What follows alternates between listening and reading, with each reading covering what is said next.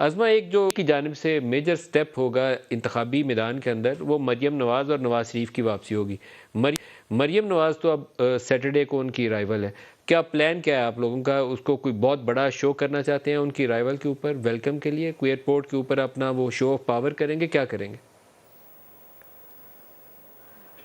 मलिक साहब, यकीनन मरीम साहिबा जो है इसी तरह किसी दिन आपको जो है वो ये खबर मिलेगी कि किसी फ़लाने सैटरडे को या संडे को जो है वो मियाँ साहब भी पाकिस्तान उतर रहे हैं, और ये बहुत जल्द होगा इंशाल्लाह ताला। मरीम नवाज़ साहिबा को इकट्ठे भी आ वो सकते? एक चीफ ऑर्गेनाइज़र बनने के बाद नहीं, इकट्ठे भी आ नहीं सकते? ऐसा नहीं है। मियाँ साहब को जी नहीं, ऐसा नहीं है। मरीम साहिबा ही आ रही हैं सैटरडे को, और वो आकर पार्टी को जो उनको ऑर्गेनाइज़ करने की बड़ी ज़िम्मेदारी मिली है वो करेंगी। उनके तूफ़ानी दौरे जो हैं वो 1 फरवरी से जो है वो शुरू हो जाएंगे केपी और पंजाब के अंदर पहले मरहले में। और जैसे ही फिर जो है वो हम मुनासिब समझेंगे कि अब मियाँ साहब जो हैं वो उनको बुलाना जो है वो ज़रूरी है, तो फिर उस वक़्त इंशाल्लाह मियाँ साहब भी पाकिस्तान के अंदर होंगे। और मरियम साहिबा जो है वो कल ये कोई एक शो ऑफ पावर आप नहीं कह सकते, लेकिन उससे कम भी नहीं होगा। ये एक आप मरियम नवाज़ साहब एक ऐसी नून लीग के अंदर पर्सनैलिटी हैं कि उनके लिए सिर्फ ये बताना कि उनका ये प्रोग्राम है, उसके बाद हमें मज़ीद कुछ करने की ज़रूरत नहीं पड़ती, और लोग खुद उनको रिसीव करने के लिए जो है वो आना चाहते हैं। वर्कर्स बहुत अरसे के बाद एक पॉलिटिकल तो एक्टिविटी आपने ये जो तूफ़ानी दौरे कहा कि तूफ़ानी दौरे करेंगे, ये तूफ़ानी दौरे पंजाब को फोकस करके किए जाएंगे या केपी भी साथ शामिल करेंगे? केपी भी शामिल है। मैंने ये ऐसी गुजारिश की कि केपी और पंजाब पहले मरहले में है, और उसके बाद इंशाल्लाह सिंध और बलूचिस्तान की बारी भी आएगी।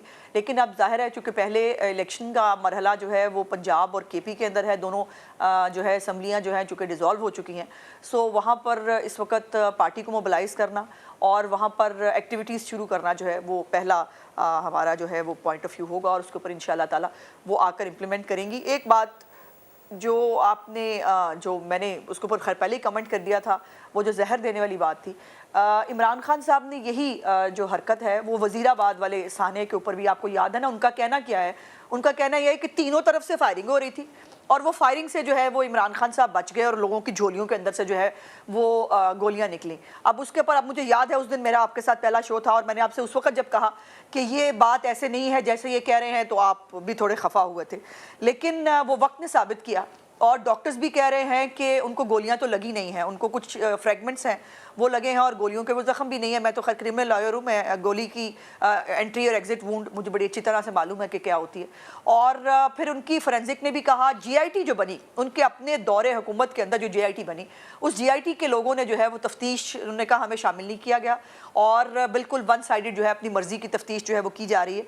सो ये उनको आदत पड़ गई है शायद, वो अब वो चूँकि नहीं रहा ना, वो कार्ड नहीं रहा, वो हकीकी आज़ादी कार्ड, हम कोई गुलाम है कार्ड, वो साइफर कार्ड अब नहीं रहा। उसके बाद उन्होंने हमदर्दी कार्ड निकाला, और हमदर्दी कार्ड उन्होंने जो है वो वज़ीराबाद के एक उससे जो है वो एक शख्स की एक हरकत से जो बहुत गलत हरकत थी, उसका वो जो एक रिवॉल्वर लेके वो निकला था, उसको उन्होंने पूरा एक फिल्म सिटी बना दिया वज़ीराबाद की सड़क को, और तीनों तरफ से फायरिंग हो रही थी, और वो फायरिंग जो है वो जाके लोगों के पैरों में लगी। मतलब ये भी अजीब फायरिंग है जो जाके पैरों में लग रही थी, और पैरों में जाके लोगों के कपड़ों में से गोलियां निकल रही थी। सो इमरान खान साहब डेस्परेट है इस वक्त, उनके पास बयानिया नहीं है, उनको जो है लोग अब एतबार करने के लिए तैयार नहीं है, उनके साथ कोई इदारा बात करने के लिए तैयार नहीं है। और ये भी मीडिया रिपोर्ट्स में आया, मलिक साहब पता नहीं आपकी नज़र से गुजरा या नहीं, कि सदर अलवी साहब की जो है वो शायद साइड से रिपोर्ट हुआ कि उन्होंने कहा कि मुझसे भी मुख्तलिफ जो है एम्बेसडर्स वगैरह आके मिलते हैं, और पूरी इंटरनेशनल कम्युनिटी के अंदर ये इंप्रेशन है कि इमरान खान साहब ट्रस्टवर्दी नहीं है, और इमरान खान साहब के साथ कोई चलना नहीं चाहता। मुल्क के अंदर उनके साथ कोई वो किसी के साथ चलना नहीं चाहते, किसी पॉलिटिकल पार्टी के साथ वो बैठना नहीं चाहते, किसी इदारे को वो समझते नहीं है, सदर आरिफ अलवी ने इमरान के लिए बयान दे दिया। हम क्या करेंगे?